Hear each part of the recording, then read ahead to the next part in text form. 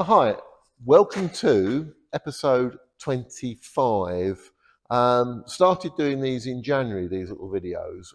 Weren't intended, as you know, to put them on YouTube and Facebook. They were more done for the benefit of me looking back at progress, because you're so close to it that you really don't see anything happening, and it takes it takes some photographs and some videos to go, we did actually achieve that.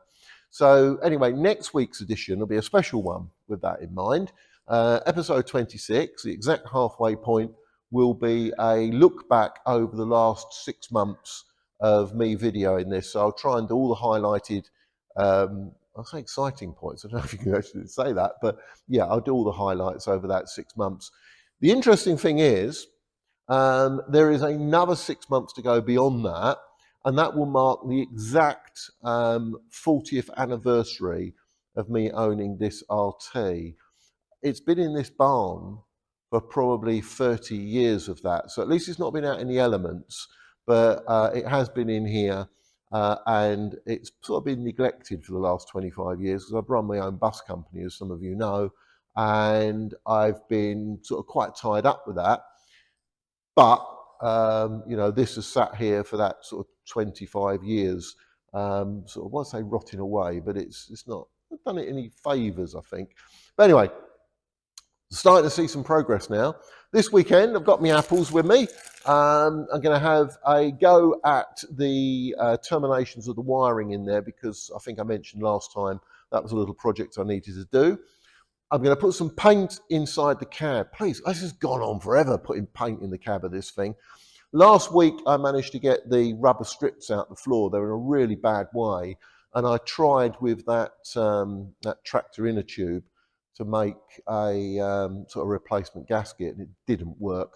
So I've ended up having to buy a load of rubber. So I'll try and use that to make the new gasket around the cab floor. The cab floors on RTs do move around, hence the reason why they've got all these rubber gaskets around the edges. So that needs to be done. I prepped the side walls as well last week, ready to go, but I don't really want to paint them until I've got the sort of the wiring done in the cab, because it's going to scratch it. It's going to be, well, it's sort of as it is. It's going to be prone to getting damaged. So anyway, apples ready. Crappy old trousers I've got on, so I'm ready to get started. So thanks very much. Keep the comments coming on the comments below. If anyone's got anything, let me know. And I look forward to starting with this. But I'll tell you what, I think I'm going to start with a coffee today as well. So enjoy. I'll let you into a bit of a behind-the-scenes secret. That intro was filmed on Sunday.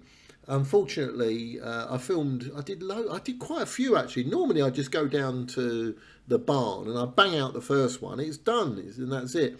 But Saturday I had all sorts of problems. The phone kept going ping because we were working on a job in London, and staff members have to sign in on their phones. So that early in the morning, I get lots of pings on my phone, so that spoiled it. And then I had a problem with this. Shut up. They didn't really spoil it, but nonetheless, they did make a lot of noise while I was doing some of the other intros. So Sunday it was. Right, so let's get on with this weekend. On Saturday morning, I brought up quite a lot of goodies in the car. The trouble is, like always need stores. Great nowadays, you can just go on Amazon, but you've got to be so careful what you buy on sort of online things, because quite often it's not quite what you wanted. This large box here contains the rubber that I bought for the floor, so I bought a large roll of it with the intention of cutting it down. There it is. So that was about 70 quid's worth of rubber. It's quite thick, about 3mm thick, and really heavy. But unfortunately, I'll say unfortunately, but a friend of mine, I like to call him Billericay Dave, and he's been restoring RTs, RFs for years. He's got a huge amount of experience with doing them. And I happened to mention this, and he said, "Oh, I've got those bits of rubber you need for the floor." Oh well, never mind. So, and that's what happens with this game: is someone comes along and says, "Actually, you didn't need to do that. I've got it." So here I am unpacking all these little bits and pieces. As you know, I really wanted to keep this as close to original as I possibly can. Although what you're seeing here, just in the middle of the shot, is something that's not really keeping to tradition. Underneath that brown box is a riveter for putting in these inserts. When I took the floor out, I realised that one, all the fixings had kind of completely rusted and just either snapped off or had to be drilled out. So I did note that it's going to be practically impossible for me to put those nuts and bolts back on while I'm on my own up the barn. We really need a sort of a set of 4-post lifts to stick the thing up in the air. One person bravely to be in the cab and another person to be underneath tightening the bolts up. Now that's not going to happen. So I thought I'll buy this little kit in the box just underneath for putting inserts. So on top of the rubber that you saw I had earlier on, you can see the inserts sitting there. So hence the reason why I bought all that stuff. But that was about, I don't know, it's about 160 quid's worth of stuff laying there. This thing here is for checking or cleaning up threads, that thing there. So anyway, hey ho. Right, so, and also in picture, if you go to the right hand side, not my torch and screwdriver, but there's 2 interrupter units on my voltmeter. That one of those interrupter units is from the RM in the yard that I've got. The indicator stopped working on it, so I brought them up, made a little test rig and checked them out. The one on the RT works perfectly well all those years. I tested it out and it works brilliantly. So anyway, there we are. There's my little pile of stuff that came from Amazon. So moving swiftly along, this is the cab seat. It does need to be rubbed down. I'm not going to paint strip the thing. Frankly, it's going to be too much of a faff to paint strip this. And once the swabs are all back on, you're not going to see it. So it's a waste of time because virtually all of that is covered. The only thing that I think you'll ever see is the very back of the metalwork from the interior saloon of the bus looking through, and just a little bit down the side. So it's not really worth going to huge effort to get this to look nice. But here I am using my multi-tool. I can certainly recommend anyone actually getting hold of one of them. They're fantastic bits of kit actually, these multi-tools. You get a whole load of bits and pieces to go with them. So certainly recommend one of them. So anyway, as you can see, I've got the multi-tool out. Good start with that. Once I've done that, I then, having done it dry, I'll then attack it with the wet and dry paper and then wash it all off, and so it's all nice and sort of clean and ready to put a coat of paint on. So later on in the day, I'm going to slow it down again now. Later on in the day, I blew it over using the spray gun with some rather nice black paint. It don't look too bad. It's not as good as some of the other stuff I've done, and I could faff over it for hours and hours, and in this case probably days and days, but I'm not going to do that. And meanwhile, my friend Billericay Dave gave me a very good contact for doing the seat cushions, because the actual cushions need replacing. Right, now here, remember I mentioned about those reference numbers, you see, part numbers. These part numbers appear all over the place. There's that one there, and then we go to this edge here, and you can just about see there, look, M4329, and they appear almost everywhere on almost every component. I mean, not everything's got it, but pretty much so. So right, so let's move on to continuing with painting the cab. So this weekend is the turn of the steering column. The steering column should be black. I've had that confirmed, so I know it should be black. In this picture, it's in the same paint. I blew it over using the same paint that I did the initial go at the ceiling. And if you see on the side there, you can see just to the right hand side of shot, that's one of the wooden pillars, and I've used the same paint for that, but I knew it's not the right paint. It should be gloss black, but I used that as a kind of undercoat more than anything. It was a bit left in the gun, and I thought, right, well, put it on here. So that was sprayed on. So Sunday, I needed to put a coat of paint on that, and it's come out quite nice. I promise one day I will actually do a little segment on my views on paint. This paint has been supplied by a firm called Williamson's, and it's not bad paint actually, it's quite good. They've tried to mix it for me so that I can put it on with a brush, but being ever so universal, I'm actually using it in the spray gun before I can put it through the spray gun. And I would always recommend anyone that's going to have a go at painting, get yourself some of these paint filters. So what you can actually see is me tipping the paint into a paint filter. So, and what it does is it takes out any of the skin. As soon as you open a pot of paint up, the skin starts to form, you know, and of course what we all tend to do, I suppose, we shouldn't do it really, is you take a can and you shake it to get it all mixed up, then you take the lid off and then start to stir it about, and you should always do that anyway because the thing separates. And of course what happens is any of the impurities, any of the skin that was forming, then ends up floating around in suspension in the paint. So use one of these and it gets rid of it. Otherwise what I'll do is one worst case scenario, it could clog your spray gun up. Best case scenario, if you want to call it that, is it comes out in little blobs and ends up all over your nice paintwork. So best thing to do is filter your paint first before you use it. Right, so the great reveal. There's the steering column, already now painted. That's one coat. I might put more than one coat on it. I was quite pleased with it. It was all nice and shiny. The good thing about the steering column is it's well out of the way. Unfortunately, the rest of the cab, that brown, is, you know, in what I would say a high traffic area. Because I'm clambering in and out of the cab, that's this bit here. So if I just drop back a couple of weeks, this is the cab when I put one coat of paint on it. You can probably see the rubber piece that I was going to replace is just down the side there by those two pipes arrowed. It's just one coat of paint, but with me clambering in and out of the cab like a big galah, it all gets scratched. You can't keep it like that. It doesn't look too bad, I must admit, but it certainly needs more than one coat, and that was my intention. So as soon as I got an opportunity, I rubbed it all back down again, so it looks a bit like this. Right, so more of that undoubtedly in the future, but it is coming together. I mean, I know it doesn't look great, but it certainly is coming together. So let's turn to the other little job, and that's the electrics in the cab. Okay, so I'm sure you'll recall from a previous edition that I made this little sort of diagram. First of all, that's the paper that's sitting on there, which is basically masking paper.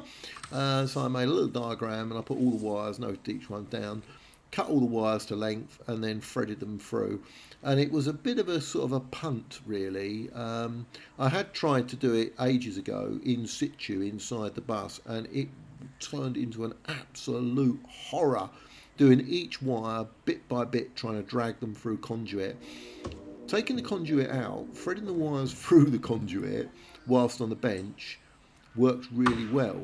The only problem was trying to guess the exact lengths of the wire, and the best thing to do is never underestimate, because then you've got a wire that doesn't reach where it's supposed to go, so it's sort of a mini disaster, as a result of which I had to sort of overestimate all the wiring. But when it came to the little fuse box that's in there, I ended up with a fairly large amount of surplus wire which needed to be trimmed down. So okay, the first task now is to remove all of that masking paper that I put up there the other day. It takes ages to put it in. I know it doesn't, but masking up stuff to stop paint flying where you don't want it takes an age. So what I need to do is get all of this masking paper off and the masking tape, so I can get back to the fuse board, which you can now see emerging out of the gloom of all that paper. So that's the first thing I need to do, is get all that masking tape off. That is professional masking tape. It's not sort of the cheap stuff that you buy down at Do It All. It's actual professional stuff, but you don't really want to leave it on there too long, because it does start to leave a residue if you're not careful. But it is designed for automotive use. Anyway, so you can see the panel. She's starting to come back. Unfortunately, when I made all those wires, as I mentioned earlier on, they were made a little bit too long. So I needed to get this back down and start to trim those wires out. So as you can see, here we are. Now, where's that wire go? I'm not sure. Oh, I'll tell you what. I've put in there draw wires which are designed to pull through other wires just in case I need to pull another wire through. And I got confused with one of the draw wires, and I started thinking, what does this one do, and why have I not got it on my diagram? And it was only after I fiddled about, and it probably took about half an hour to realise that it was just a draw wire, and I mistook it for a proper wire. So anyway, as you can see, here I am with a diagram, just simply checking that's there, that one fits. And the actual fuse board is upside down now, so the switches should be at the top and the wires at the bottom. So I had to turn the diagram upside down, obviously, to make sure that I've got everything in the right place. But the main thing to do was to trim all of those back. So each one I took out in turn and then removed about 3 or 4 inches of the wire. Like I said before, the last thing you want to do is do all of this work and then find out that the wire doesn't fit or it's the wrong. I tell you what, even if on that positive side the wire's gone to the wrong switch or the wrong fuse, I really don't think it's going to matter greatly. It's not going to cause a fire or anything. It's just that I'll identify it fairly quickly when I do sort of the continuity testing, because I've got a continuity tester, and I also made a little unit as well, because I've got a long wire, so I can go from the component all the way back to here just to check to make sure there is a bit of continuity. I'm not an electrician by trade, but I really think it is quite simple. Billericay Dave came out and he said, "Oh, he said, you're very clever being able to do all of that." I really don't think I am, to be quite honest with you. It's just pretty straightforward. It's a wire from one end to the other, and there's negative and positives. Although on the RT, I'll tell you what, I'll just break here. I think that ceiling actually isn't too bad now. Maybe no more paint is needed on that. But I've got to do that side wall. See that side wall where the panel is, where that wire is. I've got to put another coat of paint on that because I wasn't happy with that at all. But anyway, back to the fuse board. So that's what I spent, probably about 3 hours in the cab. I'm sitting on the steering wheel. That was lucky I didn't remove the damn thing, isn't it? So I'm actually sitting on the steering wheel itself. It makes quite a nice seat, but your head is bent down, as you can see. I find it so claustrophobic in the cab of the RT, although there's no windows in there, there's no side in there and what have you, but you just don't, you can't swing a cat in a cab of an RT. So it's a horrible little place to be working. But anyway, so there's that. Now, having done that, I needed to find another piece of conduit that almost completely eluded me.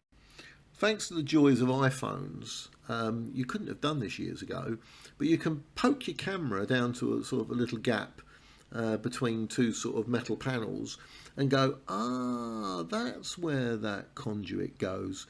That space there is about 2 inches in old money, and the conduit you see at the bottom there, I was trying to trace it. It's the one that carries the cables for the bell pull, the interrupter units, the indicators basically, and the buzzer. So all of that goes to a little piece of equipment that sits behind what would be, if you were looking at the driver, to the right hand side of the driver in the cab. So so that's discovered thanks very much to the iPhone camera and a torch to light it up. But that's a pretty grim, dark area. There's no way without an iPhone or a little camera you wouldn't be able to see where that goes. So as well as Billericay Dave popping in to see me on Saturday, on Sunday Mark Davis popped in to entertain me. So he's got his Routemaster out and he gave it a little bit of a wash and a tidy up. He's going to Routemaster 70, which takes place this coming weekend on the site of the former Chiswick Works. So there's a number of Routmasters going there. I'm a bit kind of sitting on the fence a bit. Shall I go? Shall I not? Not entirely sure. Shall I do something else? Maybe I'll pop up the barn. Likelihood is I'll pop up the barn, I think, to be honest with you. So anyway, here's Mark's lovely RM. It was a Walthamstow Routemaster at one point. It was one of the very first ones to be sent there, I believe, in about 1960. So Mark was saying my RM 1069, was the very last Routemaster to work from Walthamstow Bus Garage. But anyway, nonetheless, here is Mark's lovely Routemaster, just driven out the barn for a bit of sunlight. I'll tell you what, here's a quick opportunity to do a flashback 30 odd years ago. Now look at those intros and look at how young I looked then. That was 30 years back. I didn't have a grey hair in my head.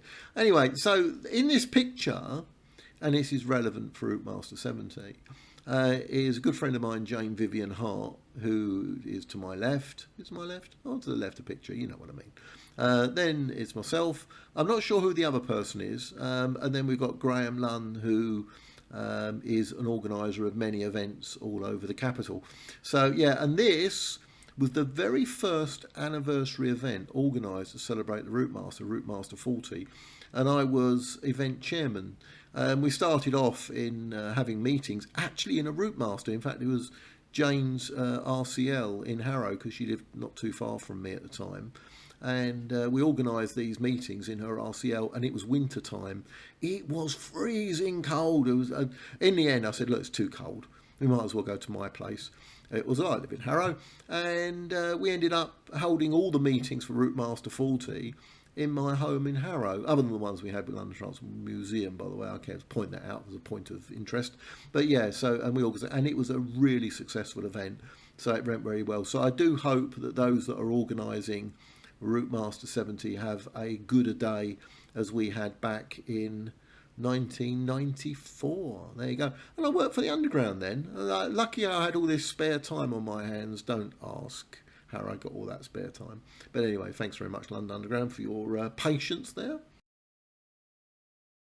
Hi, and welcome to episode 26. This is a special episode because I'm not here. I think I am. Well, there's a shadow over there. I suppose that proves I am. But no, I'm not here. I filmed this the other week. But anyway, what we're going to do is this edition, we'll be looking back at the last 6 months of work on the RT. It's very difficult when you're so close to it and you're coming up here and I'm just seeing almost the same thing day after day after day, or it's weekend after weekend after weekend. And I shall run through the work that I've done over the last 6 months, and we'll hopefully, as this sort of little... Okay, so I've got that to film still, work out what I'm going to include in that special edition, edition number 26. So I'm going to finish this with a picture of Mark Davis with his Routemaster RM158 and his good friend and a friend of mine as well, Peter Veers, just outside the barn sometime earlier on this year. So there we are. So hopefully there's a good day at RM70. I shall leave you to your week or whatever you'll happen to be doing. So thanks very much for tuning in, or whatever they say in YouTube land. So thanks very much, everyone, and stay safe.